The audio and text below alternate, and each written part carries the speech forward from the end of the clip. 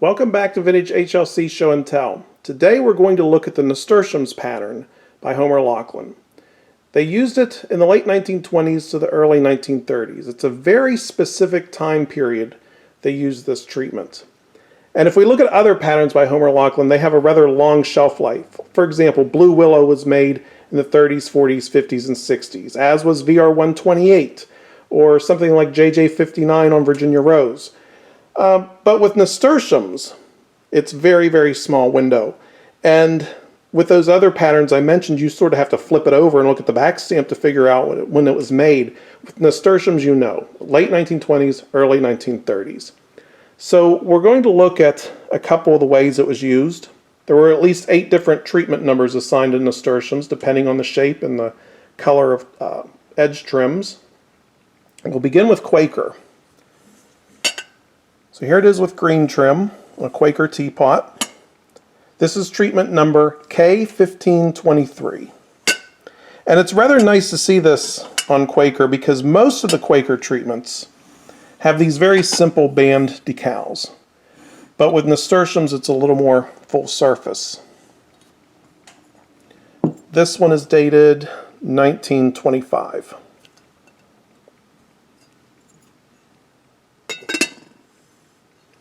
Then it was used on Quaker with gold trim, and that's K8904. So we'll start with the 36s bowl. Here's your gold trim. That's kind of smudged. 1926. Gravy boat. Another smudged one. 1926 as well. Oval Baker. 1927. So let's see, that's F7N5. So the F, A, B, C, D, F, 1, 2, 3, 4, 5, 6, that's June. June 1927, plant number 5 in Knoll, West Virginia. And then a sugar and creamer with gold trim on Quaker. 1926. And 1927. Then it was used on Yellowstone. 2 different ways, at least 2 different ways. With black trim, it is Y43. We have a Yellowstone octagon jug here. In fact, we can get a good look at the decal on this piece. You see the red and the orange and the green leaves. Black trim, Y43. Yeah, we're not going to be able to read that. Safe to say, though, it is late 1920s. And there's another Yellowstone piece to look at. Gravy boat. But here we see the decal in conjunction with gold stamps. Anytime you see a popular treatment with gold stamps like this, you can pretty much guarantee it's a specialty piece. This one comes from 1926. So there might be something wrong with it that kept it from a regular line of dinnerware, and in fact, there are all these little glaze pups in the bottom, and there's a nice chunk of clay right there in the corner. I don't know if you can see that. So factory second, so they just put on these scrap prints with some gold stamps.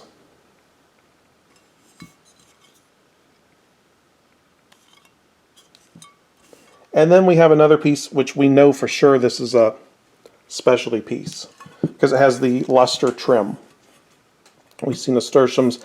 In fact, this luster trim's starting to wear away. And this one, 1929. So that's Yellowstone as well. It was used on the Knoll shape, though those examples are rather hard to find.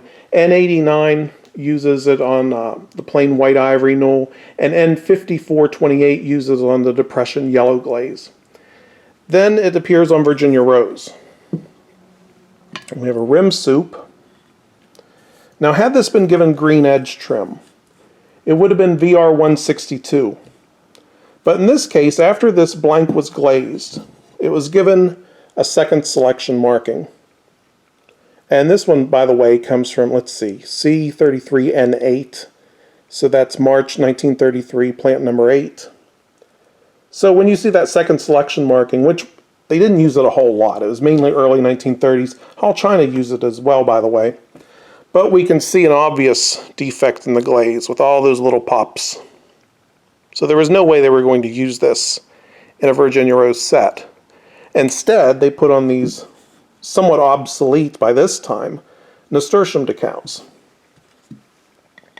And you're not going to find it, I should say this, you're probably not going to find it on shapes beyond Virginia Rose, like Coronet or Marigold or Georgian Ivory. I'm not going to say you're definitely not going to find it, because as soon as I say that, pieces are going to start popping up. But again, I have to stress this is a very specific time frame, late 1920s, early 1930s. One last thing about nasturtiums. Other potteries had their own versions that were very similar to Homer Laughlin's. So this piece is a gravy fast stand by Smith & Phillips. And we see that the colors and style are almost identical to Homer Laughlin's. Look at the back stamp. It says Smith & Phillips China, Princess Ivory. Princess is the shape. Ivory is their way of promoting the new ivory glaze that they had in the late 1920s. And they give it the fancy name Nasturtium at the bottom.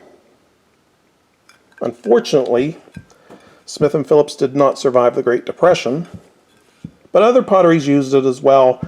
Taylor Smith & Taylor, I know, had one, but like Homer Laughlin, their version does not extend beyond the mid-1930s either. So I think that's enough for this pattern. Next time we're going to look at JJ59 Moss Rose on the Virginia Rose shape that was made for JJ Newberry 5 and dime stores.